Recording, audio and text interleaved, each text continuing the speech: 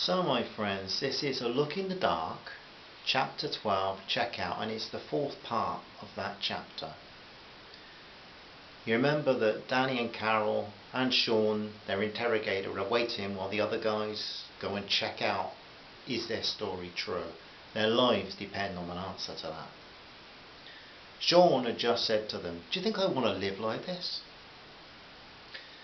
Carol said, one day, Sean, decisions in Ireland might be made by people like you. It happened here in the past. Then wise environmental decisions will be more important. Carol was remembering people like Eamon de Valera and the ill-fated Michael Collins. In the meantime, Sean, can we trust you? What? It was a loud exclamation as much as a question. You two people, a Brit and a prod, come prowling about over Republican borderlands, swinging field glasses round your foolish necks, and you ask if you can trust me? That's like a bad joke. David Blaney, drunk though he is, has the sense to get word to us, and we think about executing you on the spot. But decide we should hear your story first. Now we sit, me with a gun and you with yourself tied up, and you want to know if I can be trusted?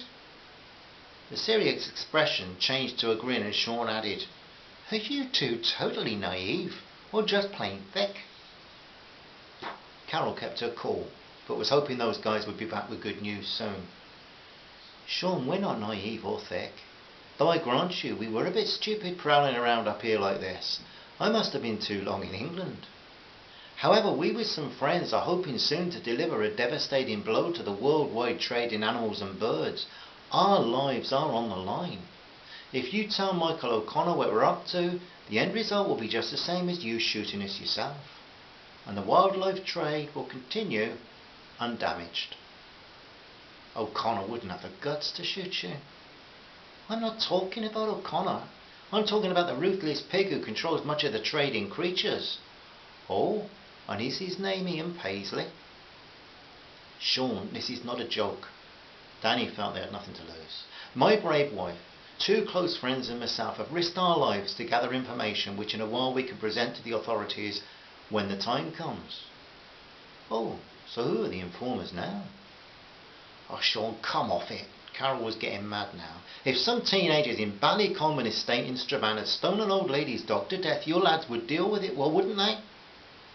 We're talking about a cruel and evil international trade here, not just someone's puppy dog.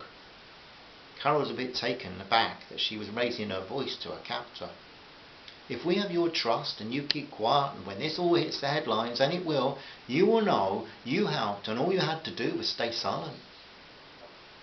So how does this help Irish Republicanism? Carol had no answer to that. Danny smiled at Sean. It doesn't help Irish Republicanism one dot, Sean. However, it helps all of us citizens of the earth. Sean sat for a few minutes fingering his gun in silent contemplation. The Greens knew it was time for silence. They'd said enough. They'd also heard enough to know why this man did what he did. They all understood each other better, and all of them knew that was the value of talking. After a few minutes that seemed to be tied to each end of eternity, the tall red-haired Irishman stood up, gun in hand, walked round them, went to the kitchen to put the kettle on, returned to the room and sat down again, and said, I admire the birds. I'd love to fly, if I could.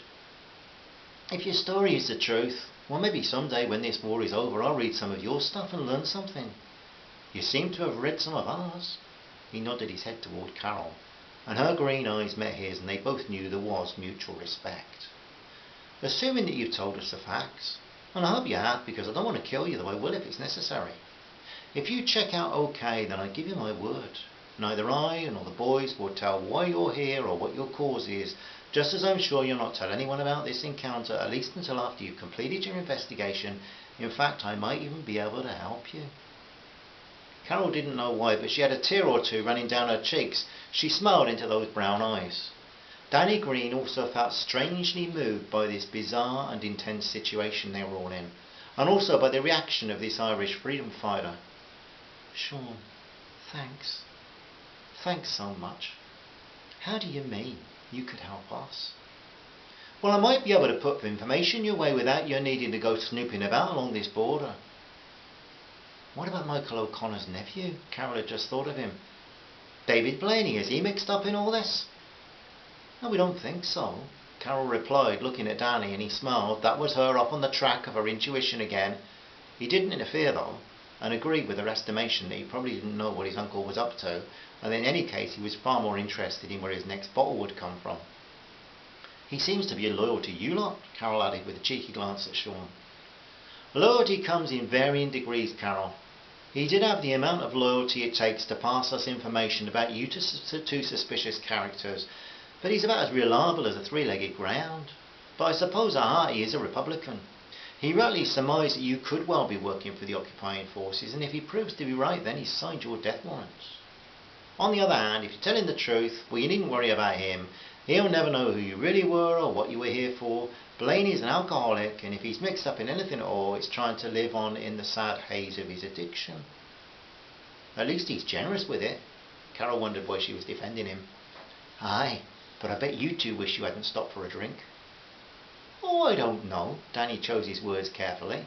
We got a great view of the hen harrier, and I've learned a lot more about provisional IRA, and you know a bit more about the illegal wildlife trade. So long as you men succeed in establishing the truth about us, it will be an experience to remember. Ha! You're a strange one, Danny Green, so you are. Sean shook his head. Well, he's right, Sean. How else could a girl from a proddy house like mine meet up with a wild Republican boy like you? I should be getting your autograph from my old mother. Sean looked at them both. He'd killed before, British soldiers in a bomb and a policeman in cold blood. He'd stood and watched the shooting of an informer killed at his orders, and he'd helped to set up a bomb that had seriously injured several people. Yet with all his heart he hoped he would not have to order that these two be killed. Despite himself, he liked them, and the Greens could sense that. In fact, it worked both ways, and to Carol it highlighted the stupidity of war. Men like Sean didn't usually get this involved with people. Feelings had to be put aside in order to serve the cause, but he had feelings this time. It wouldn't stop him doing what he thought had to be done, but it would upset him. Doesn't it get you down, Sean, being on the run, I mean? Carol's sincerely expressed question took Sean by surprise. Nobody ever asked him that, and he was the one on the run. His two accomplices could go home when they'd finished active service. Liam could go fishing, and Pat could help out on the family farm. Liam couldn't show his face on the northern side of the border. If he did, it would mean a long jail sentence. It had been a clever escape, but his life was not always easy. Aye, Carol, there are times when I would like to go down into Strabane where Siobhan lives. We'd have been married by now. But these are unusual times, and I have to keep fighting for Irish freedom. This is a war, and the fight must go on. Till when? Danny knew that peace was a real desire of most, but on what terms? Who knows that? Till the Brits can't see the point in being here any longer, and the Loyalists realise that we'd all be better in a new Ireland established on peace with justice. As Sean spoke, Carol remembered the IRA slogan painted in large white letters not far from when they'd parked the car. Peace with justice. Sean scratched at his ginger beard under his chin. You know, Danny, young lads in your country join the army maybe because there's not much work. They get trained and they think they'll travel, and they end up standing with a gun in the bogside in Derry, probably terrified and maybe going home dead. This soldier might be well trained, but if he shot, he didn't die for a cause. Oh sure, they say he did, but he died for his pay packet.